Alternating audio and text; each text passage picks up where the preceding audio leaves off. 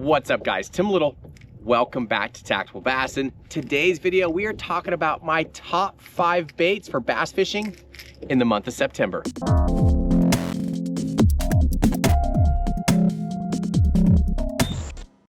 September bass fishing can be one of the most confusing months of the entire year. Hopefully you guys saw my video I did I don't know, a week or two back, just talking about the late summer mistakes, talking about preparing for that fall transition, talking about preparing for fall bass fishing, paying attention to cooler nights. Today we have a high of 77, we had a low of 56. It was hoodie wearing weather this morning, and guess what? That means that fall transition. And if you're not ahead of the game, if you're not paying attention to that, you can quite possibly be fishing areas that have no bass, right? So if you haven't watched that video, go ahead, I'll link it down below.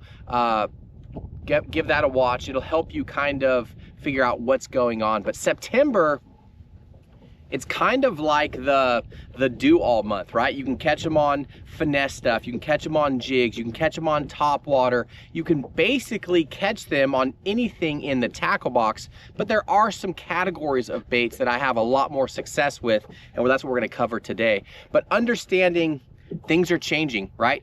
With the cooler weather, the cooler lows at night, now you have the bait balls on the move. So that means the bass are on the move. The cooler weather completely changes that bass's behavior. It changes all the fish's behavior, the bait fish included, but it just completely changes that bass's behavior.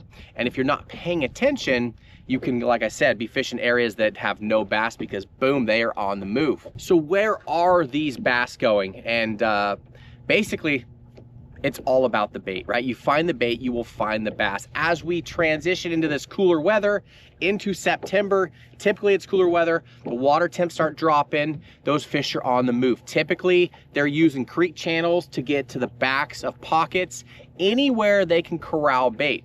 You know, if you were catching them out on the ledges, out on offshore rock, check those secondary points or little bays closest to that main lake stuff, because those fish are going to kind of move with the bait balls. Whatever wind direction is going, check that side first. It helps those fish, it blows those fish into the backs of coves and helps those fish keep that bait ball corralled. So I'm always checking, if I'm on the main lake, I'm checking those first bays closest to those main lake points with the wind blowing into it. You can see today we had the wind blowing this direction. I'd be checking this shoreline over here and the back. Again, it's all about the bait. If you can find the bait, you will find the bass. Now, they're gonna use creek channels. They're gonna use current swings if you're fishing a fishery that has a river system through it, right? You're gonna be fishing along those bluff walls heading into the backs of these pockets. Those fish will kind of head towards those pockets. If they are in open water,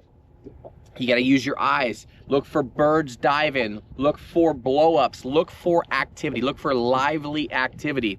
If you're on a fishery that has a ton of grass, right? Like I mentioned before in that other video, these cooler nights, that grass, it's not gonna necessarily start dying back yet, but it's gonna stop producing oxygen as well as it was before. So those fish will quickly vacate that dying grass and they will move to hard stuff.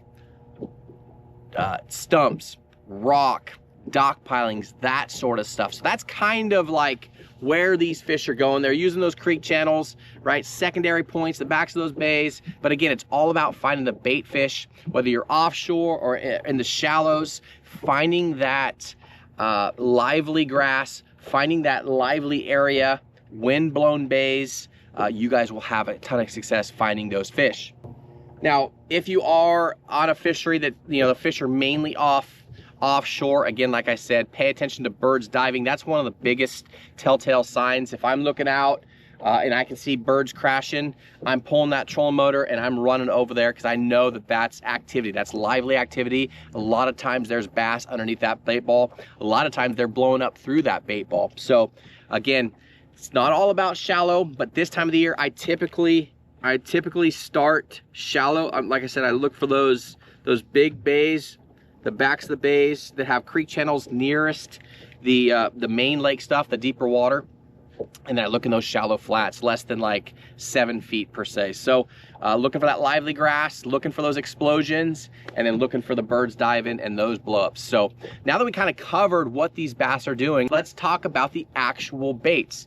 Now this is a really hard one because like I said, September can be, you can basically use anything you want, whether it's slow fishing or fast fishing, it's totally up to you.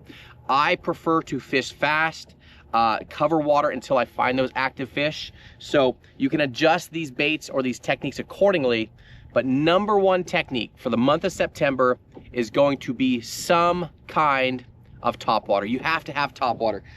You know, if they're chasing shad, gizzard shad, threadfin shad in open water, having some kind of walking bait, whether it's the shower blows, the 105, specifically in that chrome color, that thing is lights out.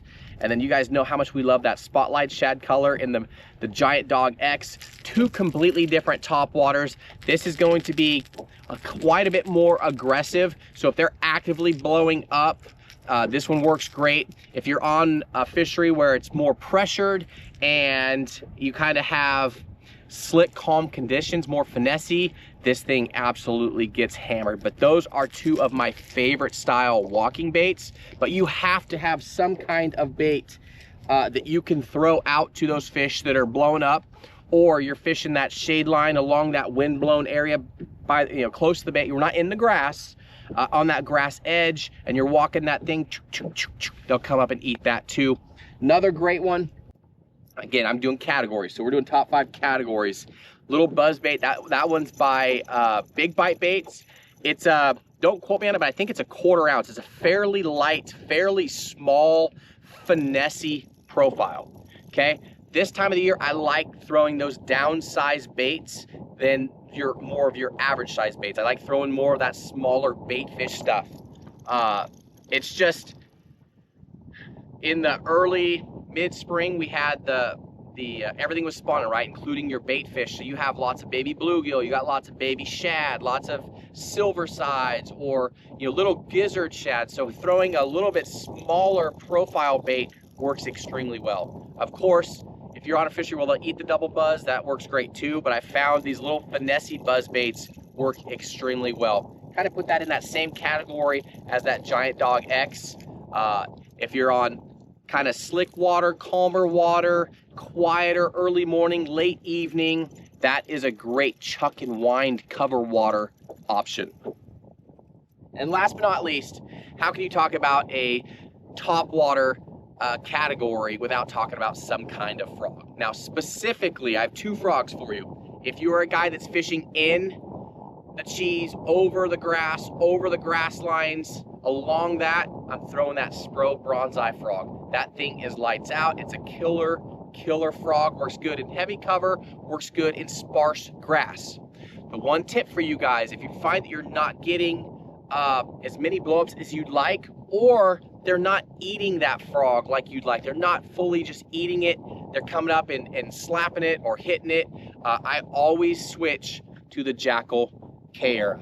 Okay, a little bit smaller, more finessey frog, and 100% in my mind, they think it's one of those shad that got blown up on the grass and it's just flickering up there and dying. I've had so many good days saved, so many bad days turn into good days because of that frog right there. But some kind of topwater is my number 1 technique. Number 2, it's gonna be some kind of moving bait. Again, we're talking about active fish, so we're covering water, we're fishing fast. You know, like I talked about in that video before, a lot of anglers make the mistake of slowing down. They're fishing an area that they've been catching fish all summer, and now they're getting fewer and fewer and fewer bites every time they go out. So in their mind, they're like, okay, they're not eating the chatterbait, they're not eating the topwater. I'm gonna slow down, I'm gonna throw a Ned rig, or I'm gonna throw a Texas rig or a shaky it. I'm gonna fish slow. And honestly, that's the complete wrong mentality. You want to cover water, and you want to find those active fish. You want to find those bait fish. So in doing so, 2 different baits for you. Number 1 is going to be a chatterbait. A chatterbait, specifically something with some flash and vibration, right? That chatterbait has a ton of flash, a ton of vibration. It's just one of those baits that works extremely well in and around the grass, but now that they're kind of feeding up on those bait fish, specifically, this is the Elite Evo tungsten head, smaller head. That's a spunk shad on there, but you can see that is a bait fish looking, a bait fish flashy type of chatterbait. That thing is awesome. And then if you do need to downsize, the little mini max, okay? Your downsize profile, a little smaller spunk shad on there, completely different size. Again, we're fishing around baby shad, we're fishing around baby bluegill, but the one thing with the mini max is you're not giving up the strength of that hook. It's still a heavy duty hook, so you can throw it on your favorite bladed jig rod and you won't have any issues with bending out that hook. But if you're on a fishery where the fish are a little bit smaller, those bait fish are a little bit smaller, that mini max can catch a lot of fish when you can't get them on the full size chatterbait. But again, if you don't have that issue, throwing that Elite Evo, that tungsten, that is an awesome, awesome option. Now on the flip side, a lot of times this time of the year, those fish get up shallow. I've seen it where they're literally sharking the balls of bait and they're blowing the shad onto the shoreline. They're all flickering on the land, on the shoreline. Two of my favorite ways to catch them, chatterbait and then a little square bill. Specifically this guy right here. This is the BTC 50 by Demiki. I did do a little hook upgrade on there. I'll leave that hook upgrade down below in the video description. Those are little owner crankbait hooks. But this guy right here will run less than 2 feet. So I can throw this thing up on the bank. I can burn, pause. I hit grass, I can rip it through. I can get in that shallow area without necessarily getting hung up. A lot of other crankbaits will fish deeper and they get hung up in that shallow stuff. So if I am in need of fishing super shallow, that BTC 50 is my go-to square bill. Again, you can get over the tops of grass, you can rip it through the grass. These fish are using that grass to ambush from, so that is a killer bait. And then this guy right here, the Speed Demon by Spro. You can see that chrome kind of shad color. This thing works extremely well, a little bit deeper water along those grass edges. On those same flats that you spent all summer long throwing a frog, you know, flipping and pitching, punching. Now with this cooler weather, as we get towards the later end of the month, that grass will start dying back. Those fish are gonna pull to that hard stuff, right? The logs, the laydowns, the brush piles, the rock. That's when I will go with this guy. I can cover that whole flat in a 1/10 amount of time that it took me to frog the whole cheese, right? So being able to chuck and wind, deflect, change speeds, change cadences, gets those fish fired up. So a square bill, the Speed Demon, and that BTC 50 are my go-tos. All right, next category. This one's easy peasy, soft jerkbait. Specifically, the Whiplash Shad by X-Zone Lures. You can see how soft this bait is. You can get real erratic with it, get it skipping and jumping out over the grass. If you're offshore, you can nose rig it, get it out there and dancing all over the place, side to side, let it fall, let it kind of do that death spiral deal. And spotted bass just eat this thing up. Rig it Texas rig, weedless, in the grass, so you can rip it through that vegetation, and rig it nosed hook, exposed hook in open water to catch those fish out there in open water. But a jerkbait, soft plastic jerkbait, is a must this time of the year. Whether you're letting it go down bottom and popping it up, or you're walking it up on top, or in between, right? This guy is a must. It's wind, and this fall feels great. This weather feels great. It is so nice not to be sitting here cooking in the heat. All right, next up, next category, some kind of spinnerbait, some kind of, not spinnerbait, some kind of swim bait, okay?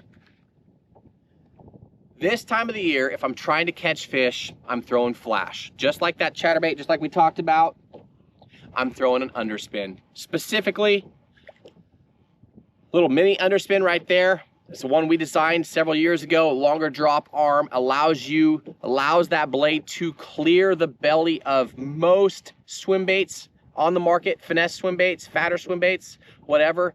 But it allows you to throw different size swim baits. So I'm throwing little 2.5 swammer or little 3-inch mayor. Those are two awesome little shad, mimicking shad looking swim baits. That little mayor right there is so good paired up with that underspin. And then if you have to downsize, if you have to finesse, go a little bit smaller, go with that 2.75 swammer. You guys know how much we like that swammer. In these warmer months, we like that swammer. Has that body roll. You know, as we get into that winter, cooler time, we'll go with a little bit different swimmer.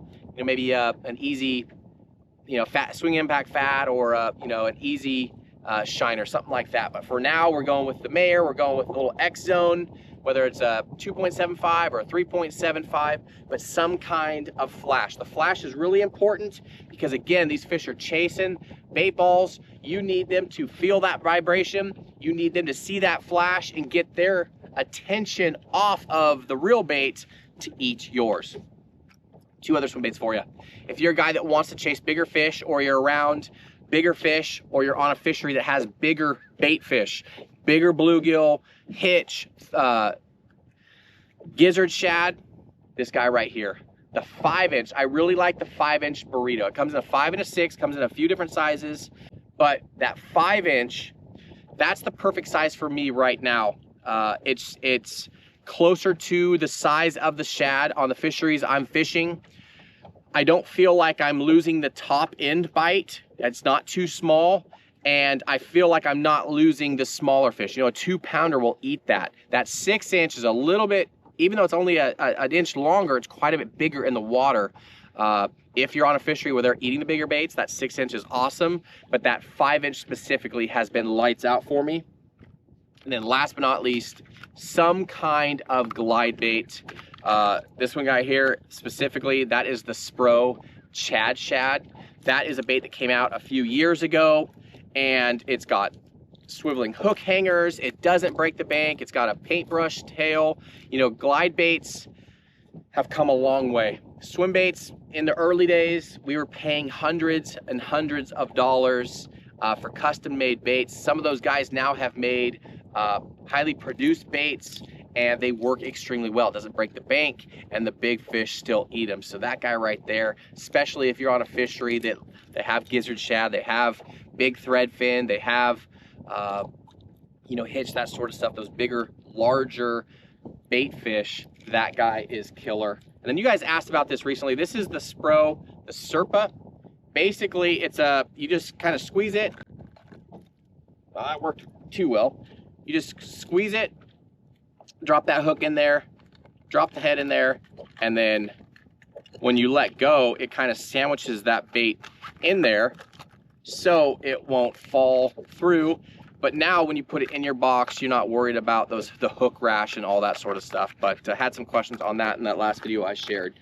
But guys, last but not least, whether you're out in deeper water, or you're up shallow fishing big vast flats, or you're back in the bays, the pockets where they're corralling fish, you do have to have some kind of bait that you can flip and pitch and fish around that hard structure, right? Rock piles, brush piles, dock pilings, laydowns, that sort of stuff. So if you're a guy that has that, I'm gonna recommend this guy right here. That's a 1/2 ounce pitch and jig paired up with, that is the Chunky D. The X Zone, the Adrenaline Craw works really well, but this is the go-to color specifically. That is just a really natural color. Again, 1/2 ounce, Arky style head. It's easy to skip. It's easy to flip and pitch. It's got a stout hook in it. And then again, with that trailer, has a little bit of action. Again, I'm fishing fast, so I might be fishing that buzz bait or that topwater along a flat. I might see a hard target. Now I pick up the jig, I flip it and pitch into it, but I'm flipping it in there, letting it fall, hop, hop, let it fall. You can get aggressive. You can pop it and let it fall. These little kicker feet are gonna kick down, or you could even drag it. But sometimes those fish won't come up and commit to the top water. They're there, the bait fish aren't active, they're sitting on that key spot. A jig is a way to get a big bite, get a lot of bites when they're not committing to that other stuff. But guys, September bass fishing, it can be really confusing. It's that transition month per se from your summer patterns, right? All summer long, we've been throwing frogs and flipping and pitching grass and fishing offshore on ledges, but now everything has changed.